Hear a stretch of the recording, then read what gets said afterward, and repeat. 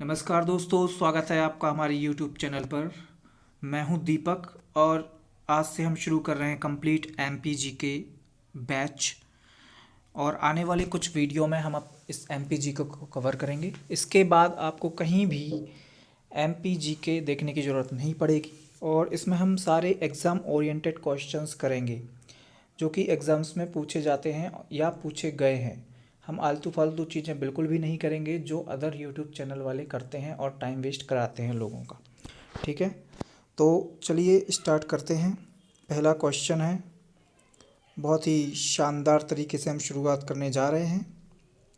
ठीक है, तो देखिए दोस्तों, मध्य प्रदेश का नामकरण किसने किया था? तो सबसे पहले आते हैं, मध्य प्रदेश का नामकरण जो किया था वो पंडित जवाहरलाल नेहरू ने किया था। किसने किया था दोस्तों? पंडित जवाहरलाल नेहरू ने।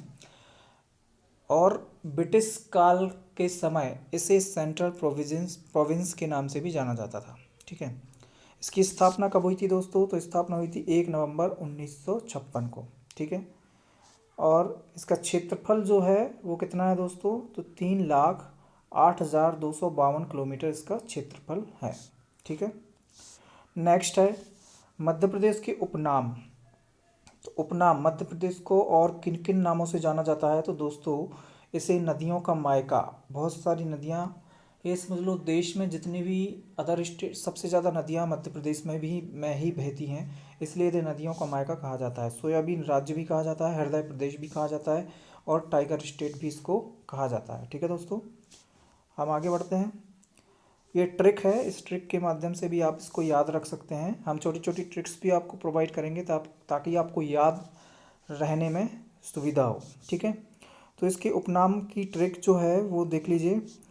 टाइगर, टाइगर का हृदय सोया, लघु भारत की नदियों के मायके में। ठीक है, तो ये है इसकी ट्रिक। टाइगर का हृदय सोया, लघु भारत की नदियों के मायके में। तो टाइगर स्टेट हो गया, इससे हृदय राज्य हो गया, सोयाबीन राज्य हो गया, सोया मतलब सोयाबीन राज्य, लघु भारत भी कहा जाता है इसको, और नदियों का मायका। तो ये इसकी ट्रिक है, आप इसको याद रख सकते हैं। ठीक है, नेक्स्ट है दोस्तों, हम आगे बढ़ते हैं। हाँ, तो अब हम यहाँ पे देखते हैं मध्य प्रदेश का नक्शा है। ठीक है, ये मध्य प्रदेश का नक्शा है और कर्क रेखा यहाँ से गई हुई है। कर्क रेखा, अब एक क्वेश्चन बनता है, काफ़ी काफ़ी ज़्यादा बनता है ये क्वेश्चन एमपी के एग्ज़ाम्स में, कि कर्क रेखा मध्य प्रदेश के कितने ज़िलों से होकर गुजरती है। तो हम यहाँ पे देख लेते हैं मध्य प्रदेश से कौन कौन से ज़िलों से होकर गुजरती है। टोटल 14 ज़िले हैं जिनसे होकर गुजरती है। तो रतलाम, उज्जैन, आगरमालवा, राजगढ़, सीहोर, भोपाल, विदिशा, रायसेन, सागर, दमोह, कटनी, जबलपुर, उमरिया और शहडोल से होकर गुजरती है कर्क रेखा। तो 14 ज़िलों से होकर गुजरती है। अब एक क्वेश्चन इसकी भौगोलिक दृष्टि पर, भौगोलिक जो है जियोग्राफिकल, इसकी ये देख लीजिए कि ये जो फैला हुआ है 21 21 डिग्री 6 मिनट उत्तरी अक्षांश से लेके 26 डिग्री 30 मिनट उत्तरी अक्षांश तक ये फैला हुआ है। और अगर हम पूर्वी देशांतर की बात करें तो 74 डिग्री 9 मिनट पूर्वी देशांतर से लेकर 82 डिग्री 48 मिनट पूर्वी देशांतर तक ये मध्य प्रदेश फैला हुआ है। ठीक है,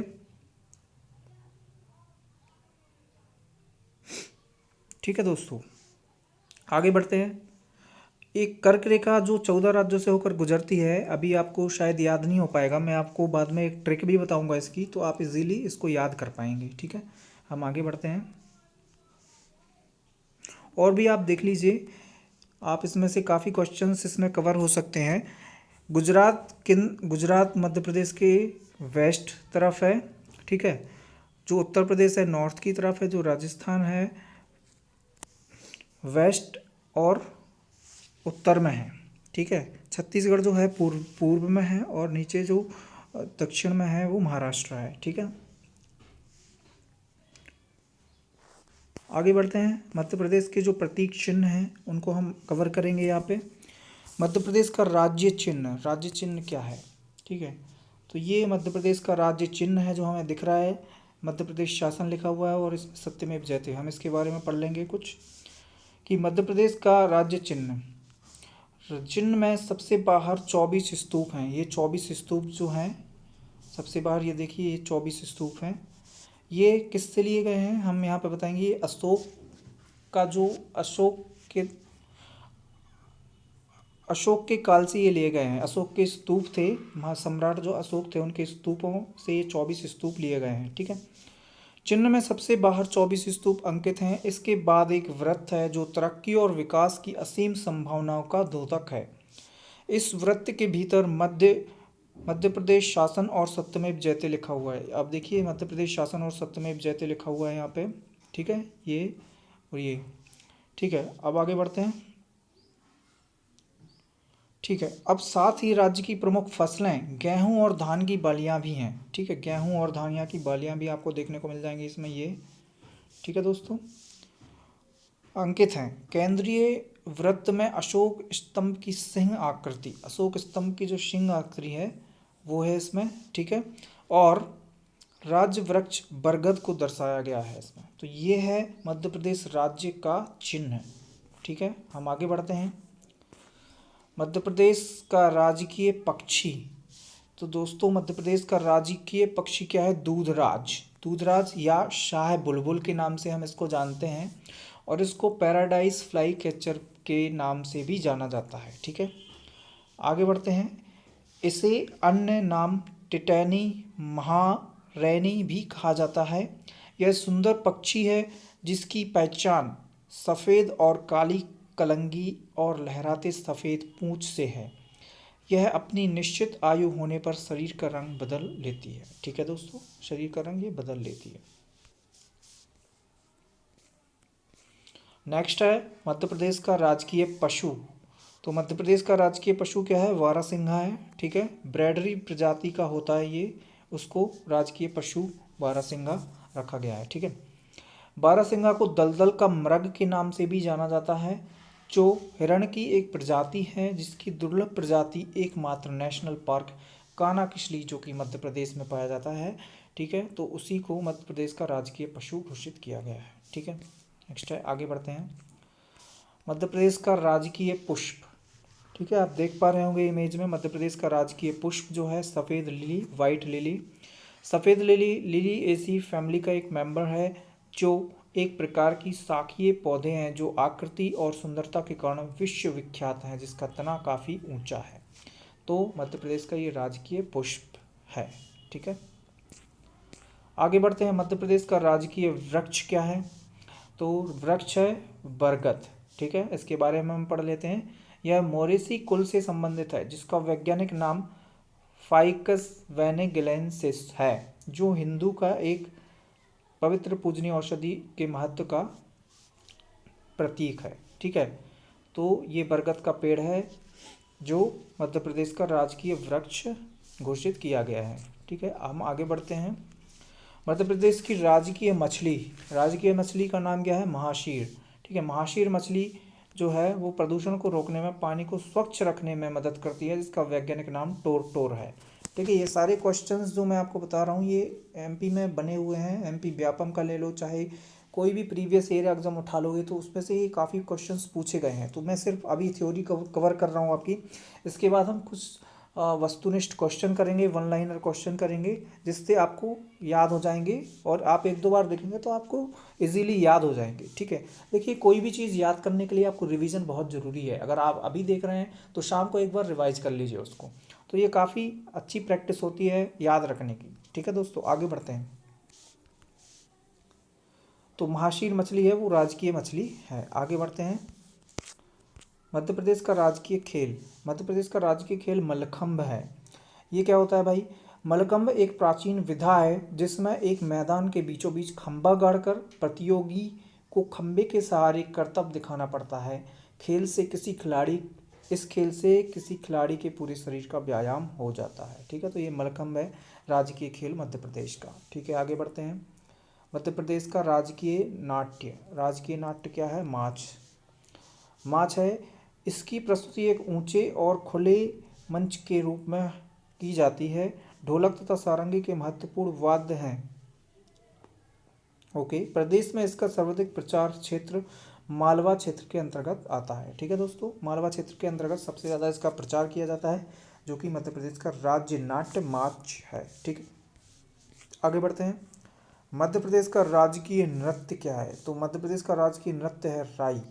यह बुंदेलखंड का मुख्य नृत्य है, जो ग्रामीण क्षेत्र में बच्चों के जन्म, विवाह के अवसरों पर उचित कार्य की पूर्ति होने पर राई का आयोजन किया जाता है। इसमें एक नर्तकी होती है, जिसे बेडनी कहा जाता है, और इसको मध्य प्रदेश के बुंदेलखंड में काफ़ी फेमस है ये राई। तो ये राज्य नृत्य घोषित किया गया है। ठीक है, आगे बढ़ते हैं।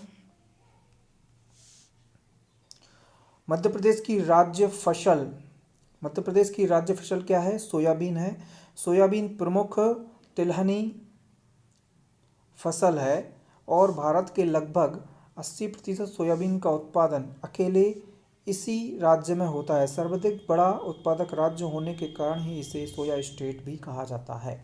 तो मध्य प्रदेश की राजकीय फसल क्या है? सोयाबीन, और देश का लगभग 80% सोयाबीन मध्य प्रदेश राज्य में ही उगाया जाता है। ठीक है दोस्तों, काफ़ी इंपॉर्टेंट फैक्ट है जो मैं आपको बता रहा हूँ। हम आगे बढ़ते हैं, क्वेश्चन हम करेंगे one liner questions. Madhya Pradesh की राजकीय नदी कौन सी है दोस्तों? तो राजकीय नदी जो है नर्मदा है। नर्मदा को मध्य प्रदेश की जीवन रेखा के नाम से जीवन रेखा भी कहा जाता है। ठीक है, मध्य प्रदेश का राजकीय फल कौन सा है? तो राजकीय फल आम है दोस्तों। ठीक है, हम आगे बढ़ते हैं। मध्य प्रदेश के प्रथम राज्यपाल, तो मध्य प्रदेश के प्रथम राज्यपाल डॉक्टर पट्टाभी सीतारमैया जी थे। ठीक है, हम आगे बढ़ते हैं। मध्य प्रदेश की प्रथम महिला राज्यपाल सुश्री सरला ग्रेवाल जी थी। मैंने अभी इसमें चार ऑप्शंस इसलिए नहीं रखे हैं क्योंकि इसमें बहुत ज़्यादा टाइम वेस्ट होता है। इससे अच्छा कि मैं आपको तुरंत एक एक करके बता देता हूँ, तो ये काफ़ी इजी होगा आपके लिए। ठीक है, और आपको उसको दोबारा एक बार देख लेंगे तो आपको सारे क्वेश्चंस याद हो जाएंगे और एग्ज़ाम में आप कर पाएंगे। ठीक है, तो मध्य प्रदेश की प्रथम महिला राज्यपाल है सुश्री सरला ग्रेवाल। ठीक है, आगे बढ़ते हैं। मध्य प्रदेश के प्रथम मुख्यमंत्री कौन थे? तो कौन थे दोस्तों? पंडित रविशंकर शुक्ल। और मध्य प्रदेश की प्रथम महिला मुख्यमंत्री कौन थी? तो दोस्तों सुश्री उमा भारती जी मध्य प्रदेश की प्रथम महिला मुख्यमंत्री थी। ठीक है दोस्तों, मध्य प्रदेश के प्रथम न्यायाधीश श्रीमती सरोजनी सक्सेना जी हैं। ठीक है, मध्य प्रदेश से एवरेस्ट फतह करने वाले प्रथम व्यक्ति कौन थे? तो रत्नेश पांडे सतना से और भगवान सिंह कुशवाहा भोपाल से थे, जिन्होंने एवरेस्ट फतह कर सबसे पहले इन्होंने की थी। ठीक है, आगे बढ़ते हैं। मध्य प्रदेश से एवरेस्ट फतह करने वाली प्रथम महिलाएं कौन थी? तो दोस्तों मेघा परमार, जो कि सीहोर की थी, इन्होंने सबसे पहले एवरेस्ट फतह की। ठीक है, जो सेकंड जो है भावना डेहरिया जी थी, जो छिंदवाड़ा से हैं। इनका नाम अभी काफ़ी प्रचलन में था क्योंकि इन्होंने ये सेकंड जो महिला थी, इन्होंने एवरेस्ट की चढ़ाई की थी, तो इस वजह से। ठीक है, आगे बढ़ते हैं। मध्य प्रदेश का प्रथम राष्ट्रीय उद्यान कौन सा है? तो दोस्तों कान्हा-किसली है मध्य प्रदेश का प्रथम राष्ट्रीय उद्यान। ठीक है, और कान्हा-किसली में अभी बताया था स्वाइंप डियर, जो मध्य प्रदेश का राजकीय पशु है, वो पाया जाता है। एकमात्र राष्ट्रीय उद्यान है, वहीं पर पाया जाता है। ठीक है, नेक्स्ट है प्रथम बायोस्फीयर रिजर्व कौन सा है? तो पचमढ़ी प्रथम बायोस्फीयर रिजर्व घोषित किया गया था। प्रथम आकाशवाणी केंद्र कहाँ पे है मध्य प्रदेश का? तो इंदौर में है प्रथम आकाशवाणी केंद्र। मध्य प्रदेश का प्रथम समाचार पत्र कौन सा है? तो दोस्तों ग्वालियर अखबार जो है मध्य प्रदेश का प्रथम समाचार पत्र है। ठीक है, हम आगे बढ़ते हैं। प्रथम आवासीय खेल परिसर कहाँ पे बना है मध्य प्रदेश में? तो ये सीहोर में बना था। ठीक है, और प्रथम परमाणु बिजली घर कौन सा है? तो दोस्तों चुटका गांव जो कि मंडला जिले में आता है, ये प्रथम परमाणु बिजली घर है मध्य प्रदेश का। मध्य प्रदेश का प्रथम सौर ऊर्जा ग्राम कौन सा है? तो कस्तूरबा ग्राम इंदौर को सौर ऊर्जा ग्राम बनाया गया है। ठीक है, प्रथम ग्राम न्यायालय कहाँ पे है? तो दोस्तों बेसरिया भोपाल, प्रथम ग्राम न्यायालय यहाँ पे बनी थी। प्रथम पर्यटन नगर के नाम से किसे जाना जाता है? तो ये शिवपुरी है मध्य प्रदेश का प्रथम पर्यटन नगर। प्रथम आपदा प्रबंधन संस्थान तो ये भोपाल में खोला गया था। ठीक है, नेक्स्ट है प्रथम रत्न परिष्कृत केंद्र जो है वो कि जबलपुर में खोला गया था। प्रथम हाईवे एक्सप्रेस मार्ग तो इंदौर भोपाल राजमार्ग को प्रथम हाईवे एक्सप्रेस मार्ग बनाया गया था। प्रदेश का सर्वाधिक गांजा उत्पादक जिला कौन सा है? तो दोस्तों खंडवा है। ठीक है, नेक्स्ट है प्रदेश का सर्वाधिक अफीम उत्पादक जिला कौन सा है? तो दोस्तों मंदसौर जो है प्रदेश का सर्वाधिक अफीम उत्पादक जिला है। ठीक है, इसमें कंफ्यूज हो जाते हैं लोग, तो आप याद रखिए गांजा और अफीम। गांजा के लिए खंडवा, का खा गा आप याद रख सकते हैं गांजा खंडवा, अफीम मंदसौर। ठीक है, आप इससे याद कर सकते हैं। प्रदेश की प्रथम नगर पालिका, तो दतिया को प्रथम नगर पालिका बनाया गया था। ठीक है, और प्रदेश का पहला नगर निगम है जबलपुर। ठीक है, तो ये हमारा आज का वीडियो था। Thank you very much. आगे बढ़